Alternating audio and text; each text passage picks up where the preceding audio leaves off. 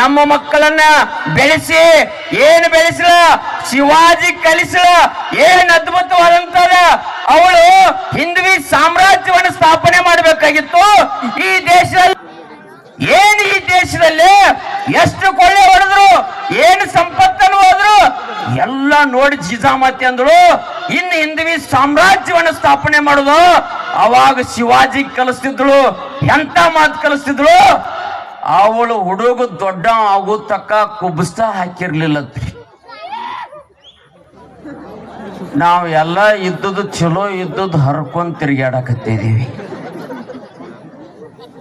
ಯಾವ ಪರಿಸ್ಥಿತಿಗೆ ಬಂದದಿ ನೋಡಿ. ಜಿಜಾಮಾತೆ ಕುಬ್ಸ ಹಾಕಲಿಲ್ಲತ್ತ ಏನ್ ಶಿವಾಜಿ ಕಲಿಸಿದ್ರಿ. ಆ ಶಿವಾಜಿ ನೋಡಿದ ಇವಳು ಕುಬ್ಸ ಹಾಕಲಿಲ್ಲ, ಎಲ್ಲರೂ ಕುಬ್ಸ ಹಾಕೊಂಡ್ಬರೋದು ನೋಡಿ ಶಿವಾಜಿ ತಾಯಿಯನ್ನು ಕೇಳಿದ ಜಿಜಾಮಾತೆನ, ಅಮ್ಮ ನೀ ಯಾಕೆ ಕುಬ್ಸ ಹಾಕಿಲ್ಲ? ನನಗೂ ಹಾಕೋಬೇಕಂತ ಇಚ್ಛೆ ಅದ, ಹಾಕ್ತೇನಂದತ್ತ. ಅಮ್ಮ ಈಗ ಹೋಗಿ ಹೊಲಿಸ್ಕೊಂಡ್ ಬರ್ತೀನಿ ಅಂದತ್ತ.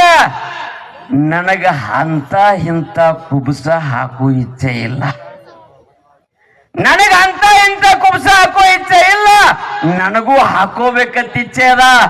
ಏನ ಕೊಂಡನ ಕೋಟೆ ಮೇಲೆ ಹಸಿರು ಧ್ವಜ ಹಾರ್ತಾ ಇದ್ದಾರೆ, ಆ ಧ್ವಜ ತೆಗೆದು ಭಗವಾ ಧ್ವಜ ಹಾಕ ಅದ ಭಗವಾ ಧ್ವಜದಿಂದ ನನಗ ಕುಬ್ಸ ಹೊಲಿಸ್ಕೊಡಂತ.